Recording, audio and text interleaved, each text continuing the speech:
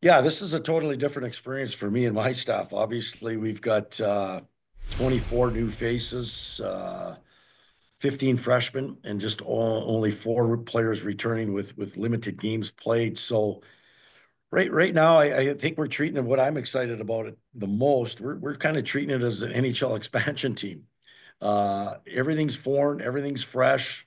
So there's a lot of teaching, a lot of learning, and we're just going to be culture based right now. We've been doing a lot of things to build trust with one another, player to player, coach to player, and player to coach. And before we get anything into expectations and anything, we've got to learn more about each other. And I can't tell you a whole lot about our group other than it's getting tighter every single day.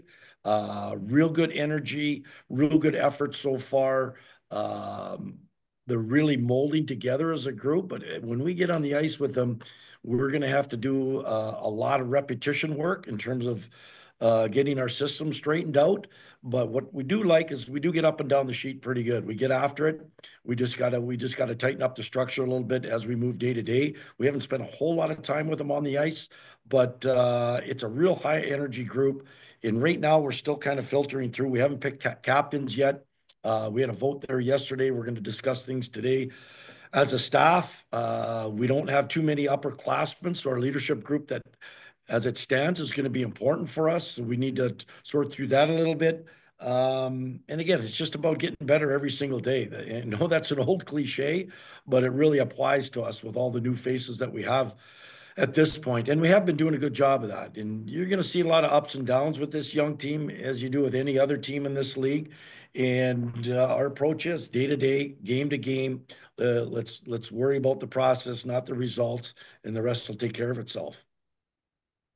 All right, thanks, Dave. We have some questions lined up for you here. First, Jack Hittinger. Hey Dave, this is Jack getting to review with CHO.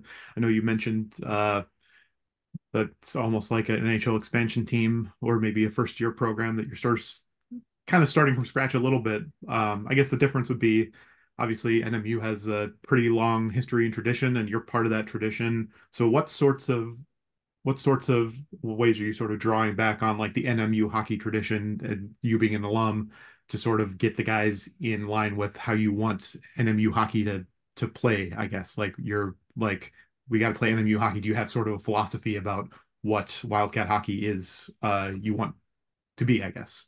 Yeah, no, you know what, Jack, really good question. And we were hired a little bit late there, and obviously our roster is decimated. So we wanted kids here for the right reasons. And a big part of that is learning what the UP is all about and what Northern Michigan is all about. And that was me and our staff selling it. So what we've been doing is a lot of culture building, as I explained a little bit earlier, getting to know the UP and the people. So we've been out in the community quite a bit, and just to getting to know the type of people in the community, how they back it, how they support it, getting to know them on a one-on-one basis. And that's been real important the last 3 weeks. And our guys are really grasping and understanding of what the UP is about, and in particular, obviously Marquette and the area. Whether it's out fishing, we've done that. We've went camping. We just had a Red Wing alumni game against the Uper United team, so we got to know some of the fans that way. So they're really getting a deeper appreciation of what the people are about here. And then I had one of the former players here, a good friend of mine, talked about the community and the culture. It was Jim Hiller, who's coaching the LA Kings.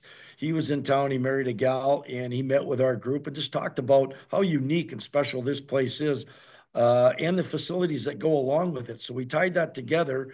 And again, you're just sharing information for these guys. And so far, the guys have been real excited. They love it. Everybody does this time of the year. And again, it's learning and being informed of what our culture is about and how we've had tradition in the past in terms of loving and having pride in our program.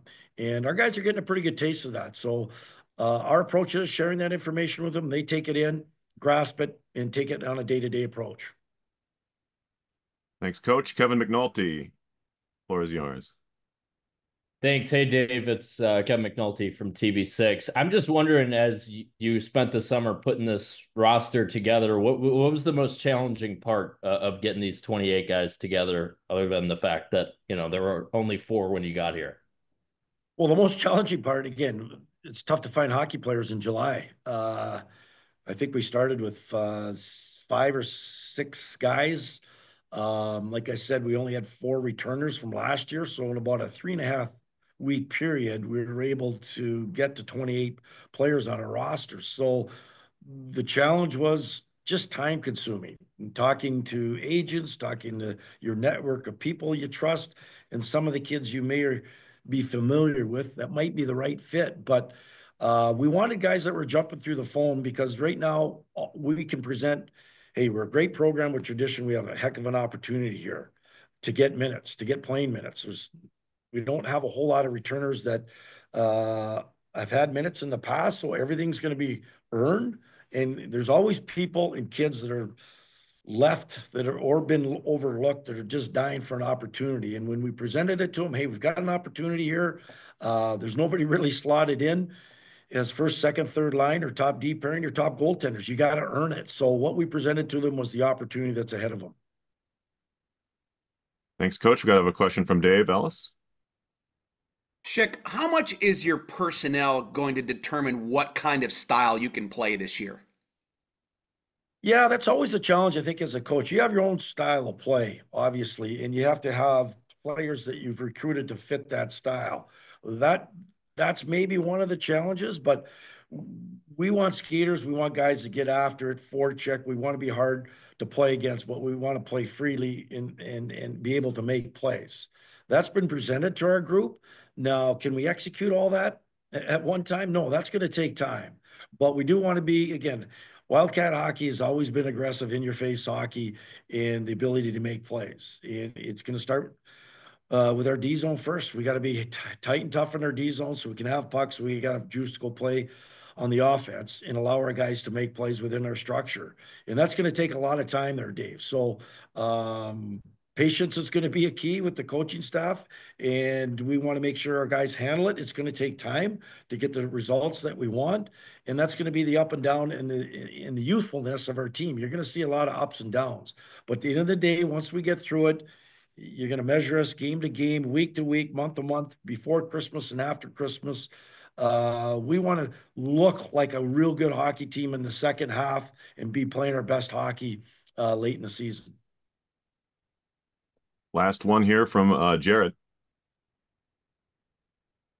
Hey, Coach. I think, when you look at a team that it brings in this many new players and is going through all of this process so late in the offseason, it kind of brings a negative aura around a team from a media perspective. But in turn, do you think that this group kind of coming together like this and going into this season the way that they are can somewhat be galvanizing and, motivating for them to kind of exceed their expectations and really prove that, hey, we can still compete in this league despite us all being new to this league?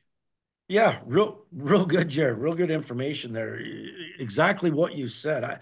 I actually don't think with this group there's a negative tone at all. I think quite the opposite. I think it's revived and gave second lives to other people that are other programs that didn't necessarily play them or utilize them. So they got a bit of a chip on their shoulder than other guys that are brought in. They had no other situations. Maybe it was Division III hockey or U Sports back in Canada. So it's a life jacket to them, a second life. So they're highly motivated. They're anxious to get going. They're working hard. They're trying to make first impressions on the coaches. So I actually think there's a real positive vibe with our group, and they know there's minutes there to take, and they got to earn it. So they're trying to make an impression every day, and I think it's been a real positive approach. And our group has done a real good job knowing who they are right now. They understand it's going to take some time to get to where we want to get to. So I actually think it's been real positive with this group, real positive with the coaching staff. We know we have a lot of work to do, but it's a great situation for us, I think, as a total rebuild because everything's new, everything's fresh. It's going to challenge us as coaches, but I think that's going to make us better in the end. Thank you. I guess we have time for one more quick one from Kevin. All right, thanks, Dave. Just the couple weeks you guys have been together, have you been able to see some leaders emerge? And, have you identified any of those, despite, your youth and lack of ice time for some of the returners?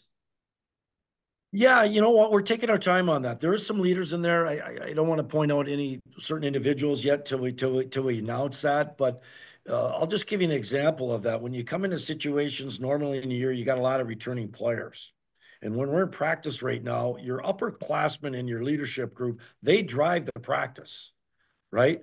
And that's what gets rhythm in your practice. That's what gets systems down a little bit quicker when the right guys are leading and driving your practice. Right now, as I mentioned, everything's foreign.